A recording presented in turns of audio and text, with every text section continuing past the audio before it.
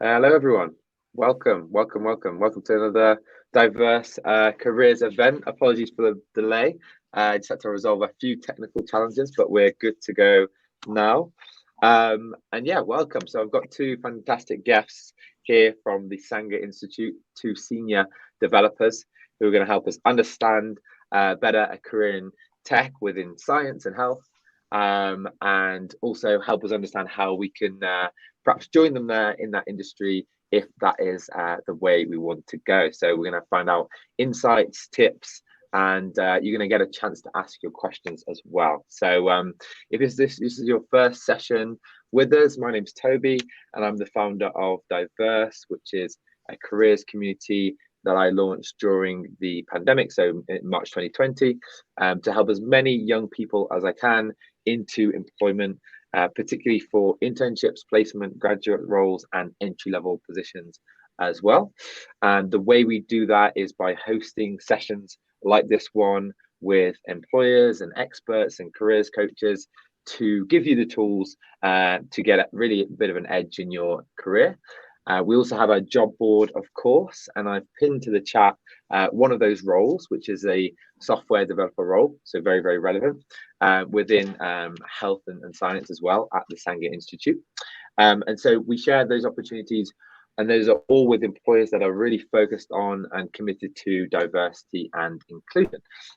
So let me know in the chat as we sort of get into this, who's here for the first time, whose first session is it? I want to see some names to see how many of you are new, or is this your first session? So just put me if this is your first one. Welcome Zoe to the first session. That's amazing. Medina as well. Welcome Toby. Perfect. Great to see you all in here. Tini as well. Thanks so much for joining. Really do appreciate it. And before we really sort of get into this and before I introduce the guests, I really want you guys to kind of make a choice here, first of all, because I think often when I was in sessions, career sessions at university, I would be on Netflix in the background or on my phone, or I'm just chilling or whatever. But really, I want you to make the absolute most out of this. You know, we only put these on for your benefit. And to be honest, to get exactly what you want out of your career is a challenge at the best of times. So you need to do everything you can to put yourself in the best position. So really we're not going to be here for too long. You know, it's like an hour out of your day. And so what I want you to do is really just engage, ask questions as well. You can put your questions in the questions tab just to the right of the chat, and we'll go through those at the end. Really do be selfish and find out exactly what you need to know, and really just engage as much as you can within the session. So I'm going to introduce the guests now. And as we do that, maybe just drop in the chat a couple of words to describe why you're interested or why you're excited by a career in health tech or in science and tech. Just a couple of words to sort of describe that. That would be really good. And as I mentioned, our guests are from the Sanger Wellcome Institute, which is an organization doing really important work to with the fight against infectious diseases, the fight against cancer and COVID. They do a lot of work, research in terms of data, which helps inform decision making, which really does change lives. And so what we're talking about today is going to be really important. In my view, and I mentioned this in one of my LinkedIn posts, you can, just go and work in tech. You could just work in e-commerce or one of the big tech companies to help them make, more money. Or maybe you could do some really important work in science and tech and have a significant difference in other people's lives. So I'll shut up for a little bit now and introduce our guests. So Seamus, would you like to go first? Just say hello to everyone and quick intro. Hello there. Thanks for having me. I mean, it's an amazing journey to be part of. My name is Sumod Naya. I am part of Cosmic in Sanger. So I am a senior web developer. So what I do is do most of the code revolving around generation of websites. So it could be, dealing with all the stuff that you see, like, how the website works from the front and the back, pretty much most of the bits. And now to keep interacting with scientists within the team, we have people with different kind of experiences. They either are from the scientific background or they are from like normal day-to-day background like us. They could be programmers. So we keep talking to each other and then, develop the product. So it's an amazing part to be, part of. Yeah. Amazing. And yourself, Stuart, welcome. So I'm Suit. I pronounce Datham, and I'm a senior software developer as well.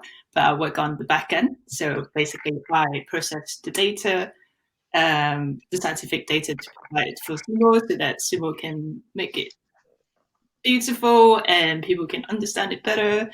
And well, I have a background in biology, so I kind of got a different route to the job than Sumo, because I do have an understanding of the data more. So I'm picking up the tech bits on the job itself.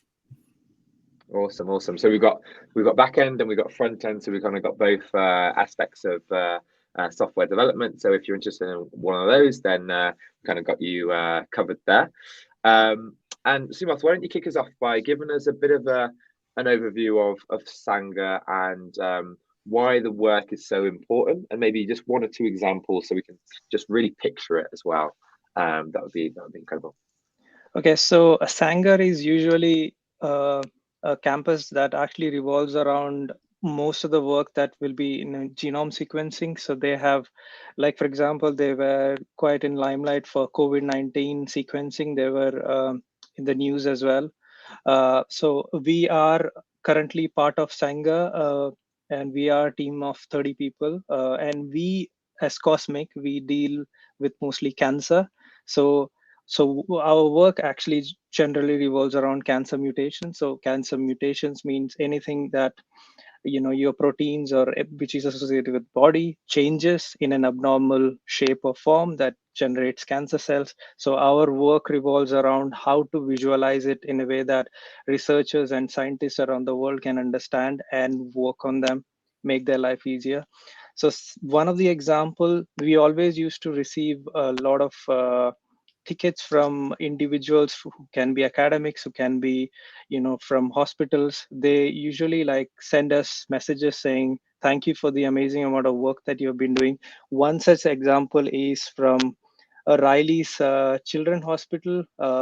We got it from a scientific director of precision oncology. He said that your work saves lives, and I'm sure there are plenty of parents like us who would like to say thank you for the amazing amount of work you have done. And also this gives even the sick children at least some amount of lives to live, because they have been suffering from cancer, but our research is doing so much around the world that actually makes us really proud. Yeah, it's incredible, and we've kind of seen already in the chat a couple of reasons why people are interested in this space, and it's exactly that. It's to have an impact on something really important. And to be honest, that's why I really enjoy working with Sangha, because I think the work you do is really it literally is life changing, isn't it? So that's I think a big reason why it's different from other areas within tech, which I think is interesting. So and Sue, it would be great if you could give us maybe a bit of an overview of your team. In terms of what they are ultimately trying to do. So what is sort of the aim of your team, just so everyone can really picture that, and let us know which area of health as well that you kind of work in. So at the core of Cosmic itself, we try to gather as much mutation data about cancer, so it's genetic information that would help then healthcare professional to decide what sort of treatment is best for their patients, and pharmaceutical company to come up with drugs. Because as much information you can get is better to help you to make decision of the treatment you can provide and the diagnosis you can provide to the patients. We also have other products. We also gather clinical trials data how that relates to the mutation in cancer. So that's really helpful, because then that's how you can work out what drugs is useful for certain patient, because it's more personalized then, because if you know your genetic information, and rather than a generic drug that targets everybody, that may not work. If you have your gene sequence, then it's more targeted treatment. That's what we're trying to provide. Interesting. So you're doing a lot of work in terms of research and processing data to better understand, I guess, humans, right, and genes, so that you can kind of come or recommend more specific, relevant therapies for patients, right? Is that? I'm trying to make sure I understand it as well as possible. So, and so that's then used by doctors or pharma companies or researchers to either come up with new therapies or recommend the right ones. Yeah, both. Yeah, that's what we're trying to do: provide as much information as we can, because everyone's different, right? So there's different variants that, in terms of genetic, that can differ between people. Having a cancer gene doesn't mean that you're going to have cancer. It depends on how it's going to develop, really, in person, and the environment as well. So it's quite tricky. Absolutely, yeah, no, very tricky, and this is complicated stuff, everyone. So please do drop in your questions in the questions tab, so we can make it as relevant as possible for you. If there's anything that I'm unsure of, there is no silly questions at all. I'll be asking plenty of maybe obvious questions, so definitely you can do the same, and we'll get to some of those at the end. So as you go through the session, so you don't forget, please do put them in the questions tab, and you can vote on the questions that you want to be answered first or the most or whatever. As we go through as well. So, Suma, would you be able to tell us? So, obviously, you mentioned you work on the front end. Can you explain a little bit more what that means, and yeah, what your role is all about? I guess. Okay, so so what you see in a website actually has a lot of different phases. So when you are in software development, in scientific world approach, so the idea is you need to first understand the requirements from the scientists. For example, they may have certain amount of requirements. They want to build a product, and they have their thought process revolving around that product. And what we do as me in front end is I use a programming language called JavaScript, and that is used to develop the interface for them. And then we do two-way communication with the product owner within the team. And then we talk like, okay, do you like this requirement to be represented in this way? So this representation also requires data structure. That data structure means what kind of structure of data would you like to be represented. So it's like when you look at data, it's raw form, it's really hard to read, but it becomes understandable when you have that represented in a way that it's like a 3D structure, for example, or a chart structure, for example. So people can understand, okay, oh, look, this is the data. So this is beneficial for us. Something else is beneficial. So that raw data to transform into a website is mostly my work. So I talk to, like, for example, Suyet or somebody else from the team and talk to scientists and then build two-way communication. So there could be data transfer going on between databases, then coming to a backend, which could be written in JavaScript, it could be written in Python, and then it comes back in the form of an API, which is application programming interface, and then comes to the front end. And then you can see this pretty form which says, oh, your chart is loaded. And when the user clicks on it, you get a detailed view, and then they can understand, okay, this gene, for example, BRAF, has this much amount of mutations. When they click further, you get further details. But under the hood, there is a lot of data being understand.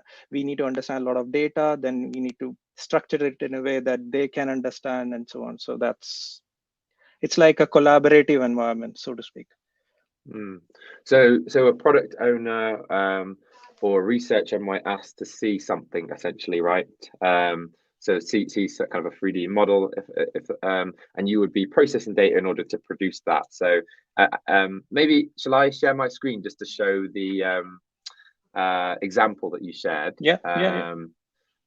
So just to help everyone visualize it, I'm assuming, I think everyone can see that. So just to help everyone visualize it, what exactly are we looking at here? What is this structure, and what kind of thing did the product owner, I guess, ask for in order to get this? And Okay. What do you have to do to make it, I guess? So EGFR is a gene that is being searched here, and then So what you see is a 3D representation of that gene. So the yellow color is a represent. So these are the structures that scientists need to understand. For example, within the team, they say, okay, we need to have it highlighted in yellow for certain amount of use case. And say, for example, if you want to show a mutation, you show it in red. So let's say there is a mutation happening in a certain gene or a protein, and how do you want to visualize it? So this is just a screenshot, but if you go in the website and zoom in, you can do a 3D representation of that. Go further, zoom in, and you can see the mutation happening in what frequency and so on. So that becomes furthermore easier for people to understand. Yeah. So this is going to be really helpful for pharma companies, universities, scientists to help understand what is actually going on with a patient and do much better, I guess, work than if you just had a flat sort of 2D or even just the raw data, right? So awesome. If you take the website out, it's just a raw data, which is so much complicated raw data, but the representation is coming out in this form, which people are easily able to interpret. That's the whole idea behind software development. Yeah, and I guess we're going to get into this a little bit further down the line, but just for now, I'm curious to ask, do you think working as a developer within health and science is a lot more challenging than your sort of traditional tech companies, e-commerce, that sort of thing?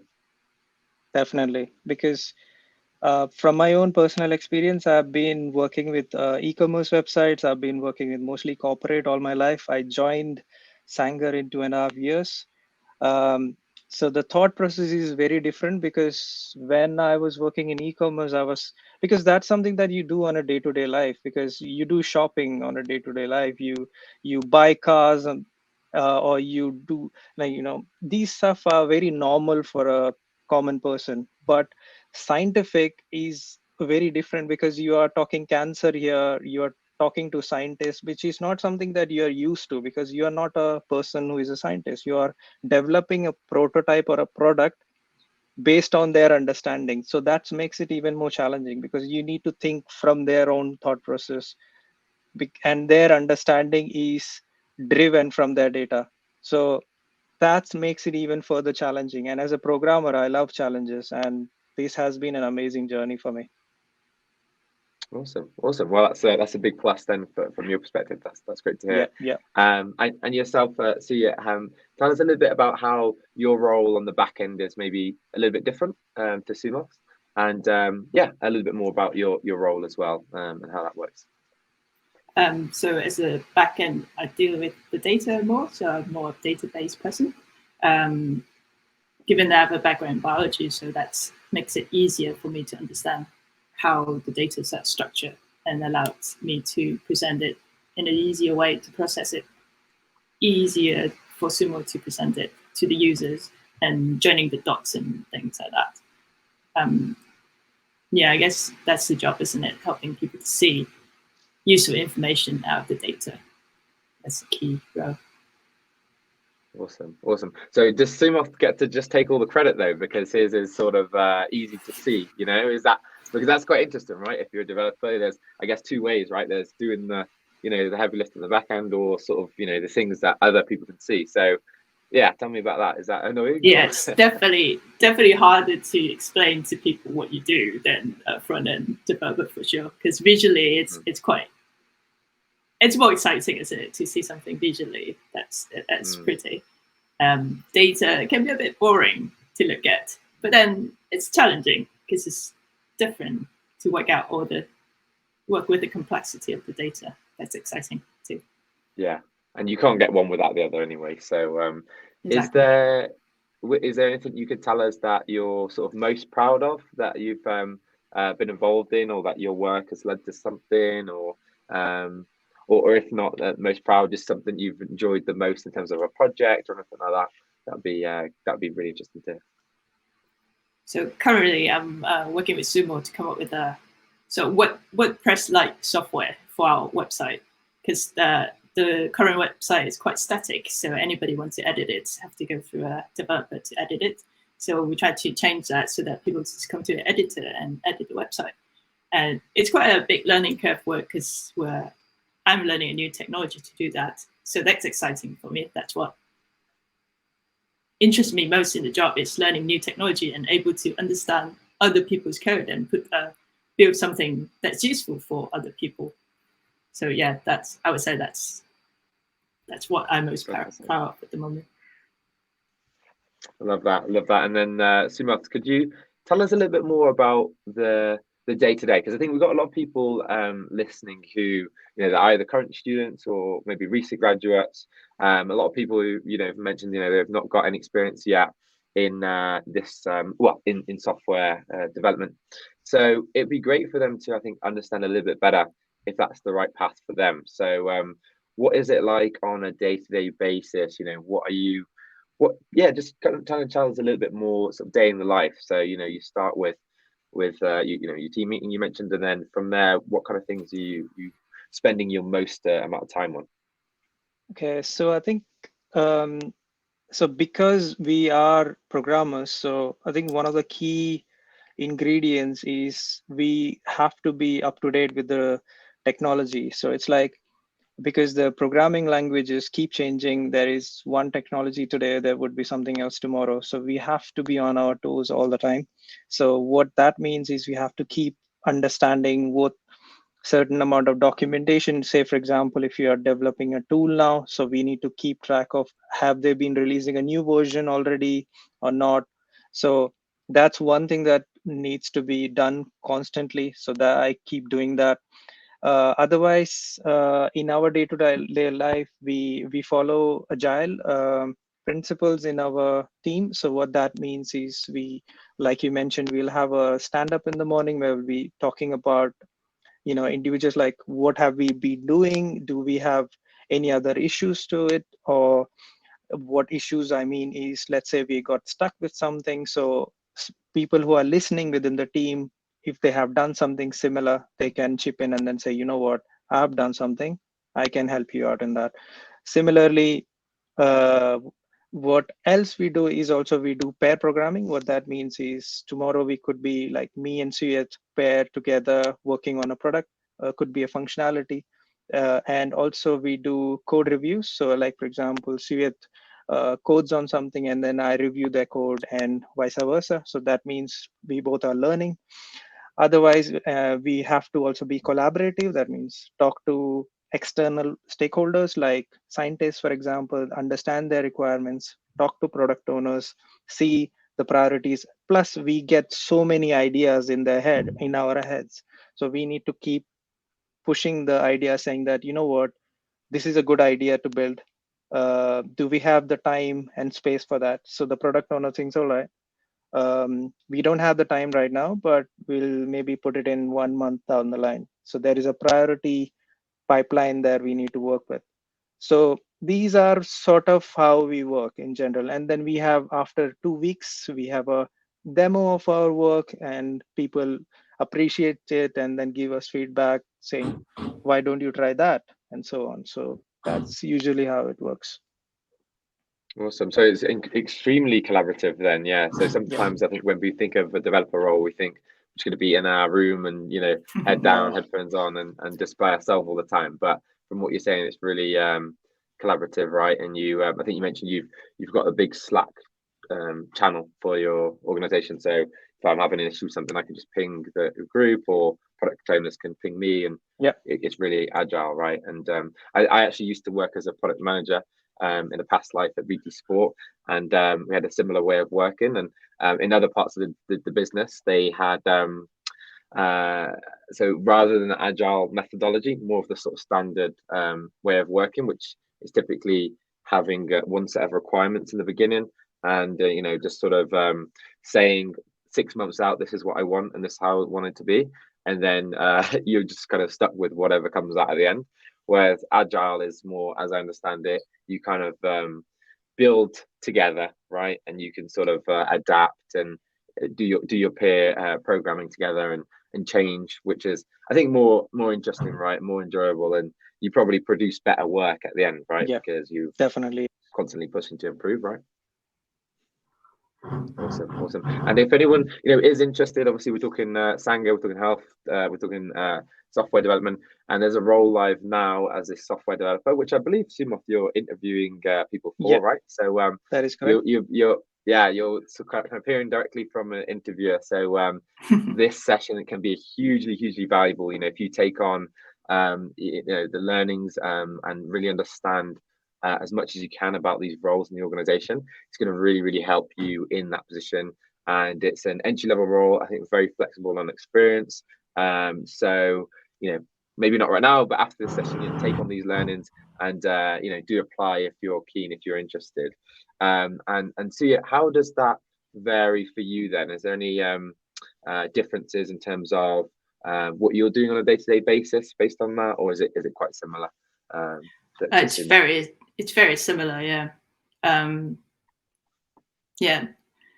There are days that we do just work on our own and do coding, but it's not a majority, I'm afraid.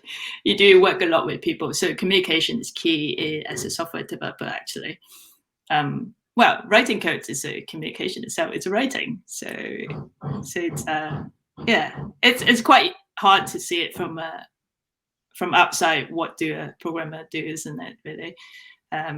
But yeah, it's more collaborative and teamwork than it looks from the outside, for sure. Awesome. And to help us visualize it even more, a question for both of you: what are the programming languages that you're coding in then? Is it one? Is it multiple? Can you give us some of the names?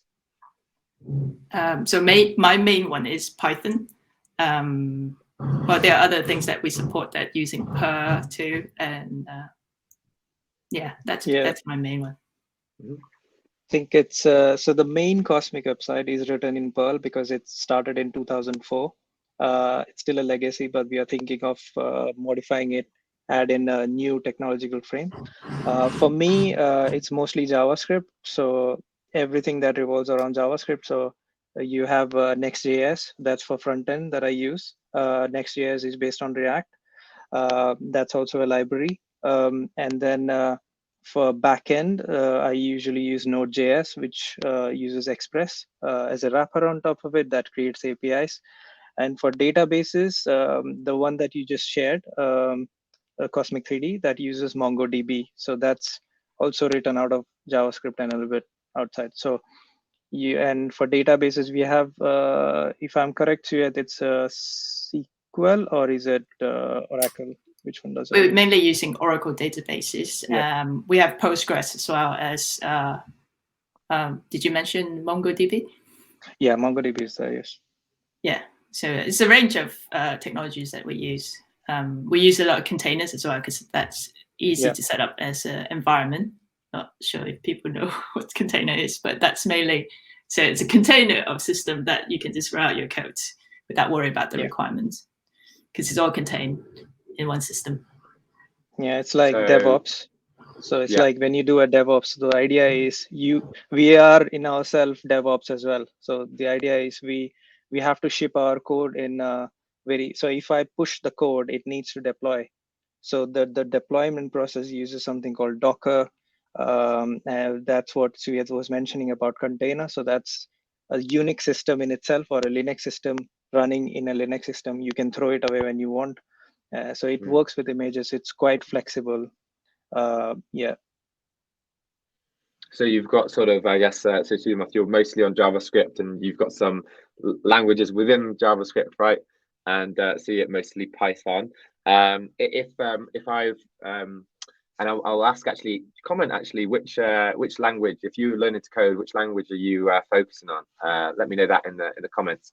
But if I've focused just on Python, for example, is it possible for me to learn the JavaScript elements, you think, on the job, or is it better to sort of, if I want to do Python, I'm probably going to join Suyat's team and vice versa for you, Sumant? Or is it relatively easy or straightforward to learn the second one, on the job, if you will? Definitely easy on the job. And actually, we do have a learning group. We've been doing a learning group each week, and so Sumo been learning Python, and I've been learning JavaScript between us, like together. So that's really helpful because Sumo have experience in JavaScript, and he was helping us understanding JavaScript concepts, and we, the Python developer, was helping Sumo to learn Python. So that's, yeah, it's a lot of teamwork going on. Yeah, and keep adding your questions, guys, in the questions tab. I'm going to get to some of those. I'm going to get some of those shortly, and then we can jump back to some of my questions if we like. But Sumo, also another question I want to ask is, obviously a lot of the listeners will be really keen now to join Sangha or just start a role as a developer.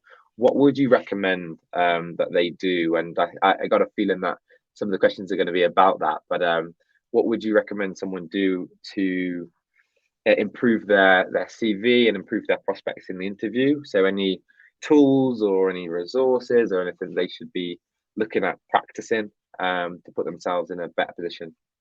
Okay, so I think the biggest aspect, like whenever we look at a CV, is to understand if they have any work that we can see, because it's very hard to generally figure out. Let's say you mention a lot of skills, but we need to understand, is the skills written in a code which we can look at? So it's a very good idea to have your own repository. So you could do with GitHub. It's free of cost. Just add your code in there, and if you can host it, that's a bonus. So you could use Heroku or like GitHub portfolios, or if you can have your own website, that will be great. So the advantage here is we can directly look at your work, look at your code. That means we have a very good understanding of what you've been doing. So that actually makes your chances getting into the interview really good. Plus, it's a good idea to have a cover letter when you're trying to apply, because cover letter gives a better understanding as well, like brief introduction of what you've been doing, what have you been proud of, a little bit about you. Because we like to read these things when we try to search for candidates. Um, Otherwise, in terms of learning, you can always, like I mentioned earlier, because technology keeps updating time and again, it's good to learn from different places. Like you could follow Stack Overflow, you could go to MDN. This is for JavaScript.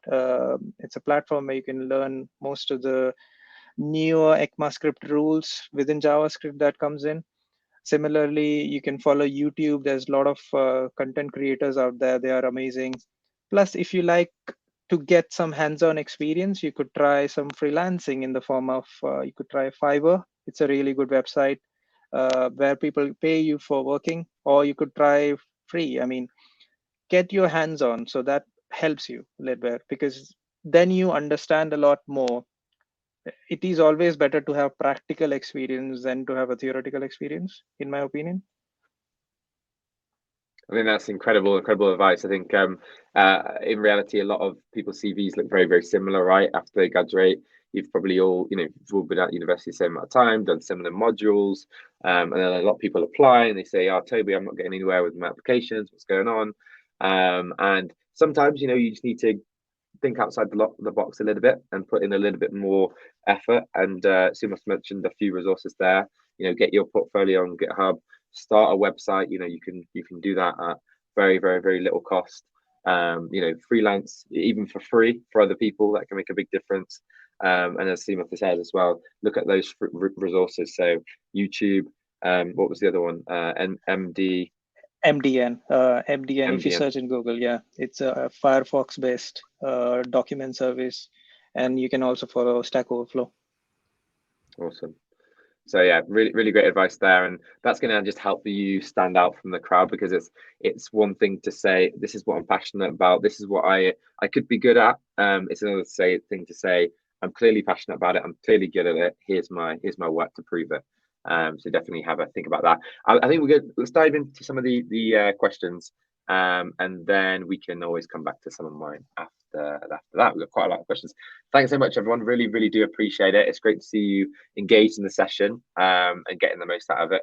So got a question here so Monica, so I guess we just addressed that one, that if you don't have enough skills, that's slightly different. So if you don't have enough skills, does the company help you towards developing them? So yeah, I guess if you're coming into the entry level role with maybe not all the skills required for the role, is there that sort of development opportunity internally to help you fill some of those gaps? And if so, what does that look like?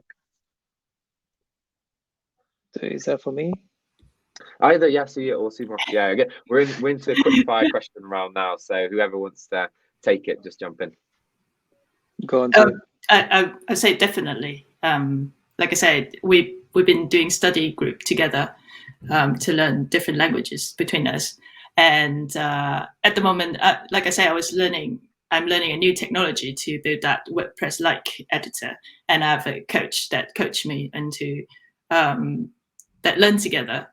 Well, the coach have more experience, so he knows where to start, and then after I think a month now, so we're moving on to new stuff. So we're learning new things together. So that's helpful to have someone that's actually there to support you and work out problem when you're stuck as well. So definitely, yeah, you can learn on the job. And as a developer, you're always learning anyway. Like Sumo said before, there's always new technologies, new frameworks that you need to learn. So yeah, you got to learn to be a developer, really. Yeah, if I can extend it to that a little bit.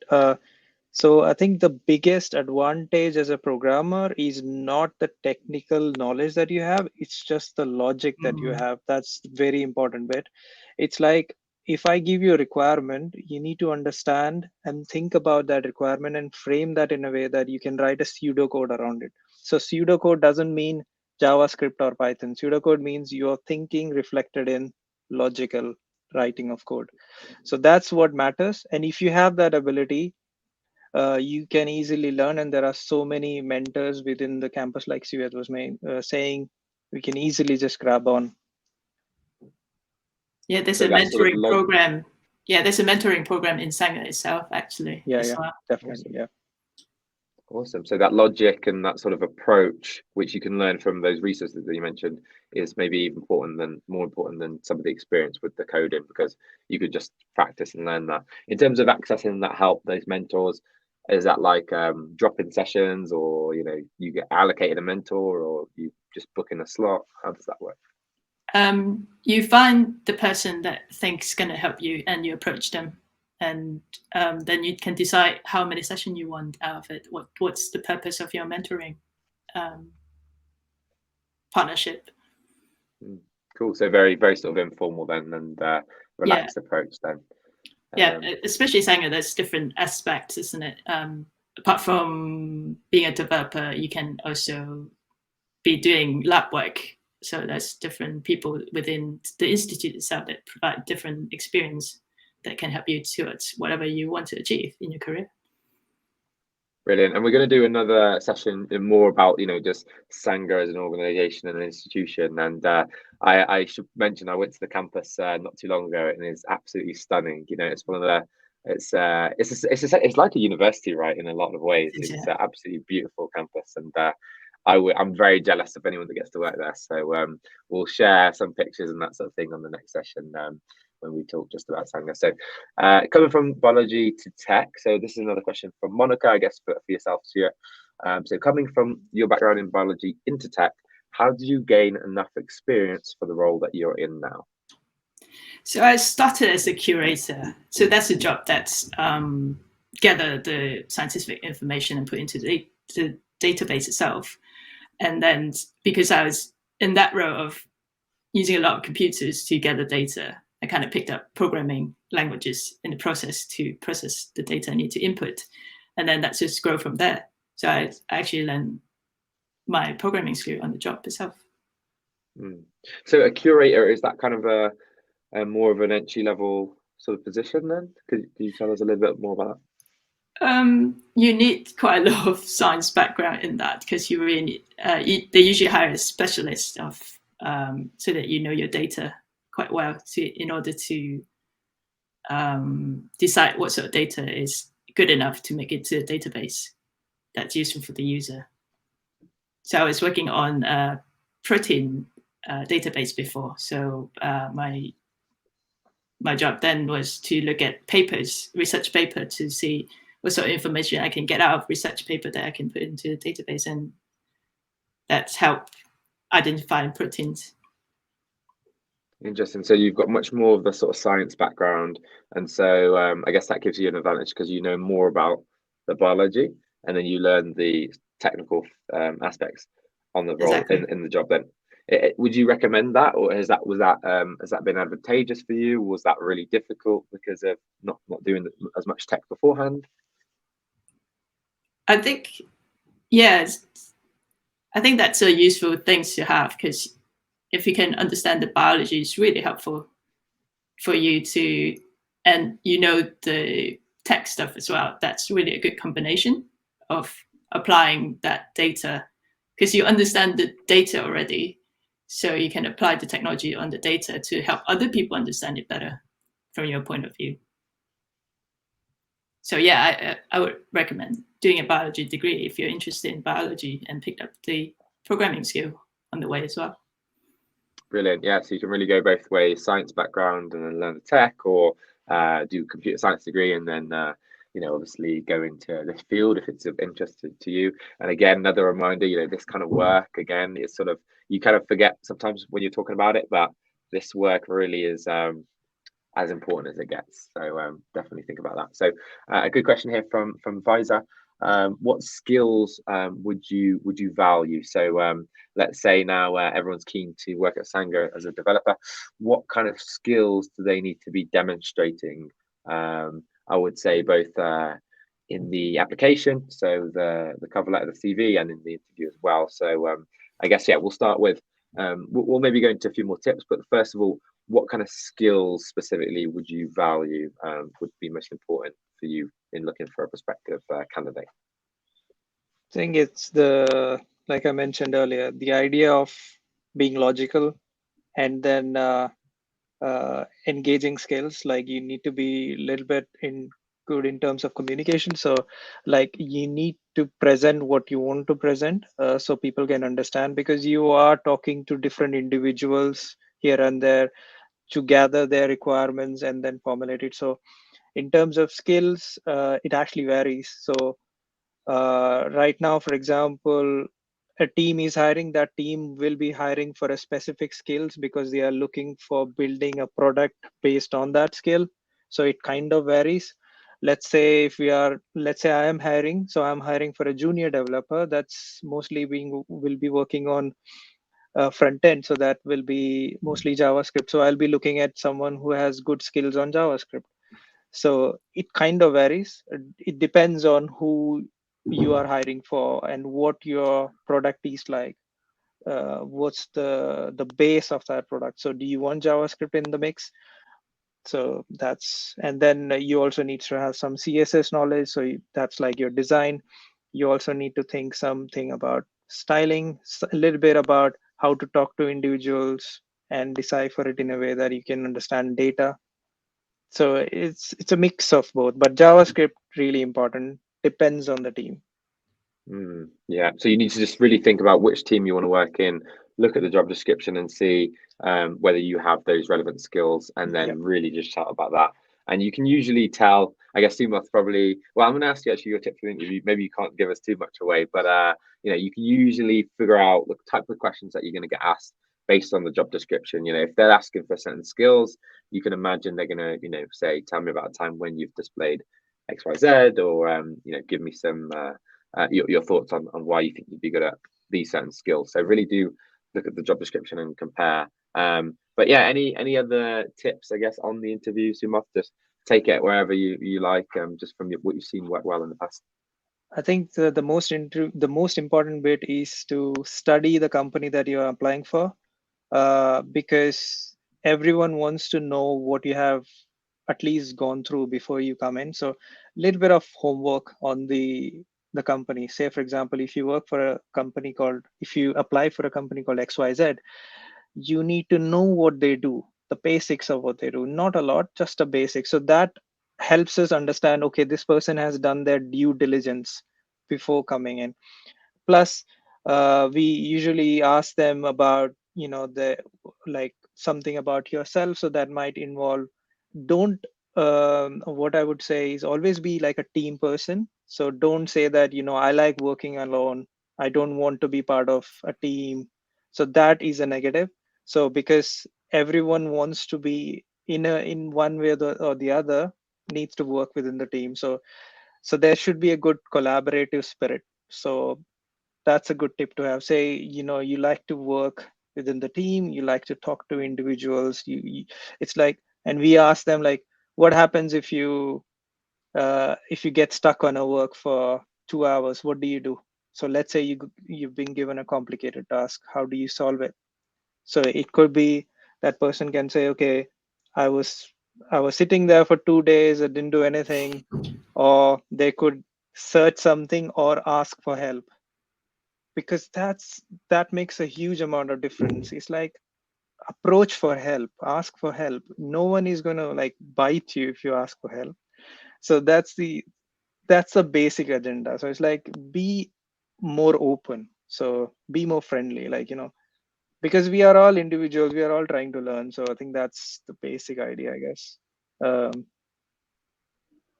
Yeah, and you're interviewing someone to join your team, right? So you want to see a bit of personality. You want to be speaking to someone who says, you know what, I don't know this, but I'm keen to learn. yeah, I don't know the answer to this question, but what is it? What is the answer? I want to know. I want to learn, and not sort of, oh, I know it all already, and so where's my job offer kind of thing, right? So yeah, that makes sense. Yeah, also, and then with I'm not sure if you look at cover letters, but any thoughts on that? Do you prefer those to be, from what I've because we do have quite a few actually candidates who from our community who've got software roles at Sangha, which I'm thrilled about. So if you do apply, you'll be kind of joining our little team within Sangha, which I think is nice. Just to have those connections straight away, and we can probably help you get connected before you get a role there. And what I've seen work well so far is really displaying why you do have that passion to help Sangha have an impact. And this goes for any company, I guess, within health and science. Like, why are you actually passionate about what they do and the impact that has? Why does that resonate with you? So being sort of personal, right, and specific about that passion is helpful. Any other thoughts on cover letters and standing out there? I think you mentioned being personal, and do you prefer it to be short and sweet? And yeah, any other thoughts there? I think anything you're proud of, like, say, for example, let's say you've been working for 1 year. What has been the biggest technical challenge that you faced? How did you overcome it? Did you have to talk to different individuals to solve it, or did you go somewhere else to find it? Did you talk to your friends to find it? Anything. So this kind of shows a bit of collaborative spirit. And also, this person is trying to speak to us, saying that, you know what, I had this problem, we solved it. So that kind of makes a good impression. And also, you've been working on X technologies, and I like to work on this. So what we look for is also the hunger to learn. So it's like, because we constantly are evolving in programming. So we need to be on our toes to understand, okay, this programming is out there. Is it beneficial? So we need to keep looking. So we also need to understand if this person has the hunger to learn. So demonstrate that, saying that, I've been studying this, I've been doing that. So it's like basically a personality. So the cover letter should represent what you are, and CV is more like what you have done. So it's a balance of both, I guess. Brilliant. And we haven't got too much more time, so we'll go quick fire around through these questions and give you some quick answers. So from Darcio, what's the best way to practice using pseudocode and develop a more logical way of thinking? So I think it's if I can answer this. So you if you go to different websites, which website was it, Suyat, that we were using? So we were looking at Rosalind.info before. There's some biology problem to be solved by people. So you can have a look at those and practice on those problems, because you can learn biology at the same time as brushing up your programming skill. Brilliant. And another question here on the company's focus. I think we've spoken a lot about cancer because that's the team that you're in. Is the company's focus on cancer at the moment, or will you be looking to expand to other illnesses in the near future?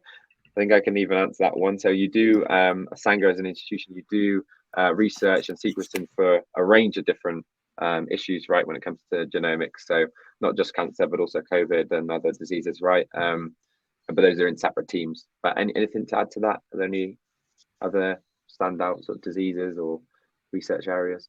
I the think moment I'll is just focus, cancer. yeah, just cancer at the moment, because it's quite broad already, cancer itself, isn't it? So yeah, that's the main focus at the moment. Perfect. So that's and of course it's an issue that affects so many people, you know, no matter where you are in the world, you know, it doesn't matter, and it's something obviously we've been dealing with for so long. So we've got another question here. What type of projects stand out during interviews? So yeah, that's a good question there from another Toby. That's not me, I don't think. So yeah, any types of projects that stand out. I guess that could be, I'm not sure exactly what he means there, but it might be, you know, the actual coding language, or it could be whether the project is relevant for health and that sort of thing. Yeah, I think the relevancy. It's like, for example, let's say you're applying for Cosmic and you have done a product that may be somewhere relevant to that. So it's like we'll be looking at, say, this project has something of a scientific relevance. So that might be beneficial, but it doesn't, stand out a lot. So what stands out is what we are trying to look for in a skill. So in the sense that, let's say we are hiring for a backend developer, so the skill set will be uh, so what all tech stack has this person used and what their API lists are. So we will be looking at that things, so to understand, and their coding, the way they have written their code, have they followed any best practices, or they're just writing it like flat. So those things matter more rather than the project. If it is front end, then let's say we are looking for a designer come developer, then we'll be looking at their design skills from that website. So this varies. It depends on what the role is based on that. Yeah, I think any Yeah, project would be useful to demonstrate your skills, how you solve problem, how you structure your code, whether you apply tests. That's an important bit. That's a hint. Do write tests when you're writing code, because it's really super helpful for other people to understand your code. That's really demonstrate a good skills in software development. And again, because I'm a novice, explain that to me. So you can essentially write your code, your lines of code, and then produce a test to check the code to see Exactly. if it works. Yeah, and exactly. How does that help other people? Exactly. Yeah. So a test itself has a set of requirements, and testing itself is if it meets the requirements. So it's helpful for the other people who's not writing the code to understand what your program is trying to do, the input and the output. That's why tests are so helpful. It has also helped you to guide you to write your code as well. That's what I'm finding so useful about testing. Yeah, it's like a written documentation of your code. Fantastic. And new question here, has just come in. So how much knowledge slash coding do you expect for someone who applies for an entry-level position to have? So I guess that's a tough question based on what we've talked about. But yeah, any thoughts on that? I think basic level, it's like we don't. So if you have just applied for an entry position, it depends. Is the entry position an intern or is it a junior? So is it a senior? So I wouldn't expect it to be senior. So let's say it's a intern, then we don't expect anything. What we expect is their ability to, we'll be giving them a problem and then they just have to write it in a pseudocode. So logic is what important there. But let's say they have some amount of experience, and in what skill do they have the experience, then we'll be looking at their skills from that regard. So we'll be asking them questions regarding that skill. So it varies a little bit. Yeah, I think that's something that's really stood out. And there's a couple of similar questions from Monica around that, around, where to get the experience and what if you don't have that much experience. In reality, of course, it's when it's popular software roles, it's going to be competitive. So of course, experience is going to help. But something that's come out time and time again is, actually, if you don't have that experience, you can learn on the job once you get there. and you need to have the basic levels, the basic understanding of programming and coding in your relevant languages. And then from there, you're displaying your passion for the organization, your interest in the role, and your ability to sort of think logically as well. So as we said, if you've not got that experience, you can it's best, I think, a lot of times in life to take on sort of the ownership and the responsibility to go out there and get that experience by not necessarily just applying for jobs, but also creating those portfolios on GitHub, creating your own website. That, I think sometimes we underrate that sort of thing, but that is actually experience as well as getting a job. And sometimes I personally would rather I'm really impressed with people who take initiative and create things. I think that's even more impressive than getting an internship, for example. That's just my view. And then also we've mentioned as well, go into Fiverr, maybe even help someone out for free. That's the quickest way to get experience, because that's the easiest way to get a yes. We've probably just got 1 or 2 minutes, but maybe just quick fire answers here. Well, I guess it's a question on initiative. If someone who takes initiative, are they seen in a better light? Absolutely right. That's we've kind of just covered that, I suppose. And I guess finally for both of you, what's been the best part of working at Sanger? I guess just in a couple of words, what would be your best aspect of working at the institute? I'd say Sanger is the leading institute in genome research, so that's quite exciting to work with top people that are doing that sort of work. So that's quite impressive, actually, to help other people as well using the science and knowledge and the technology. Yeah, I think that's the best bit. What about you, Simon? And Sumant, before you answer, do comment, everyone. Let me know what you think as well, because I'd love to know what you think of this session, and is it helpful? Are you excited to apply to Sanger? Give me some comments in the chat. And Sumant, same question to you. I think the same thing like Sue had mentioned. Plus the campus, it's really beautiful. Plus you get in our within the team, we get free coffee. That's good. Sometimes when we go to campus, and plus it's nice to talk to individuals. The team is amazing, super helpful, and Sanger is amazing. Like, people are so helpful.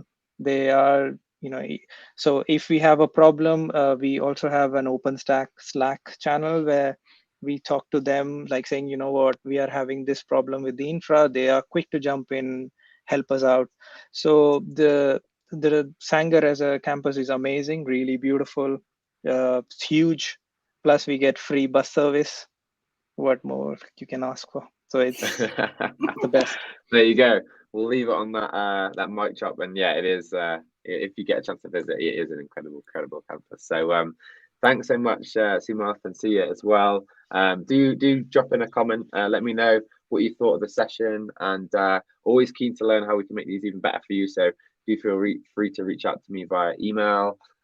We are going to let you know as soon as we have roles within science and health. Obviously, we have one already, which you can go check out on our job board right now, the entry-level developer role.